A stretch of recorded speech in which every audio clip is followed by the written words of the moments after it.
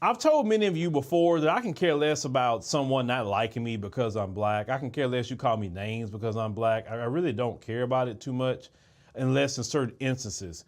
In the instance of black people obtaining home ownership, business loans, creating businesses in the area of schooling or anything that can harm us on our upward mobility, that's when I have a problem more so with racism or racist judges, prosecutors, police officers, etc.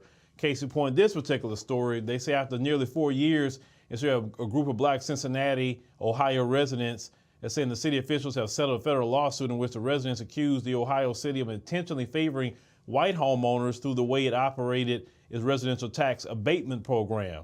That doesn't sound shocking at all.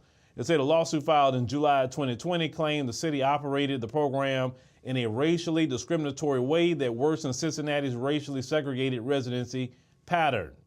They said the resident settlement will allow the program to continue provided the city officials make efforts to increase the number of black residents participating. The Cincinnati tax abatement program administered by the city's Department of Community and Economic Development was designed to allow property owners to apply to pay property taxes on the pre-improvement value of their property for 10 to 15 years.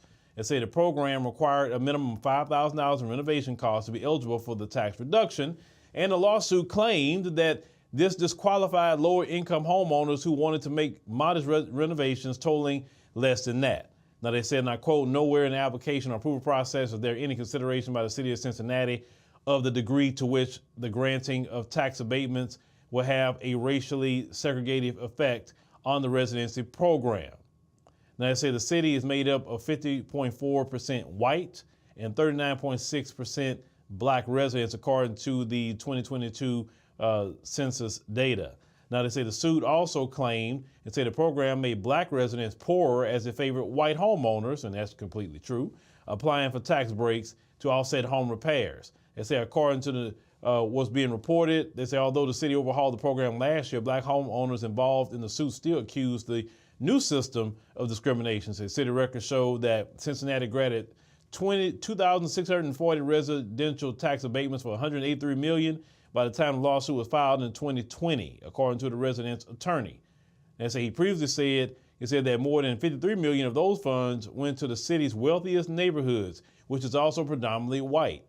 And they said that it was reviewed over a 5-year period of data. It said between 2014 and 2018 to find that 2 of Cincinnati's majority black neighborhoods received less than $1 million in tax abatements during that time. And that's how they keep black people poor. See, these folks, they make sure to take care of their people and make sure they give them all the tax breaks and government set-asides and programs. They give them all that. And then when you want it, they want to call you welfare queen. They want to call you lazy. They want to call you all that sort of thing. When you're trying to get in these programs, you literally got to go file lawsuits, federal lawsuits, because of discrimination. That's why I tell black people, our fight against racism, white supremacy, discrimination is more economic than what it was in the 1960s. You understand? We got to fight that fight because they get away with stealing so much resources from us on top of the things like the migrant crisis taking resources away from black people. Now they say the recent settlement signed on February the 8th means the city will have to expand its outreach about the tax abatement program to areas of Cincinnati that are home to larger numbers of poor residents and black residents. They monitor the program for racial inequities and make the application process and its website more accessible. And so as part of the settlement, the city will also have to pay $110,000 to the homeowners who sued the city. Yes, these people will literally have to get sued to not enact racism, white supremacy. But y'all have to understand, if you've been following me long enough, I told you racism, white supremacy is their culture. And they are on autopilot with it. They may not call you the N-word or any kind of other, slur, but they're on autopilot in sabotaging your upward mobility.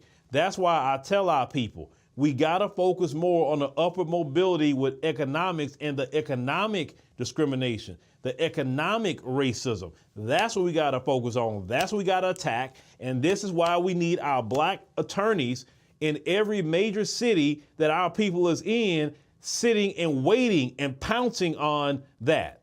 having our own research analysis people to be combing through these programs, looking at how many of the folks got versus what we got. And if it's not equal, doggone it, we need to be filing lawsuits.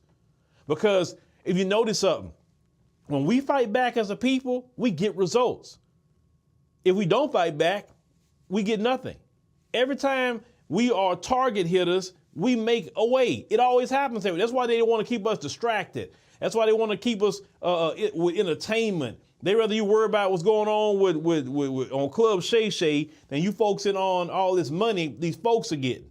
You understand? That's why these folks will put so much money in entertainment to keep you distracted. Because even during the 1960s, we had our own entertainment, of course, but the focus wasn't entertainment. The focus was empowerment.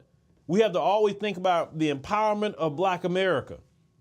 Because these folks, if you let them, they will take your tax dollars, give it to them. Because that's what they're doing. All that money they're giving to them, that's your tax dollars. Your tax dollars should be going back in your communities.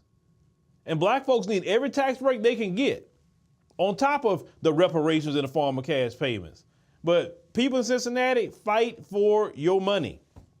Fight for it, because that isn't right. And you need to be on them. And if you got to go back to court again, you go back to court again. You should never let off of them and say, I need to audit, see the books. We need the books audited. We need to see how much they got versus what we got, period. I don't care about no minority. I don't want to hear no all lives matter. I want to hear what Black folks got. That's all I need to hear. And until you give me the same amount as them folks, it's going to be a fight.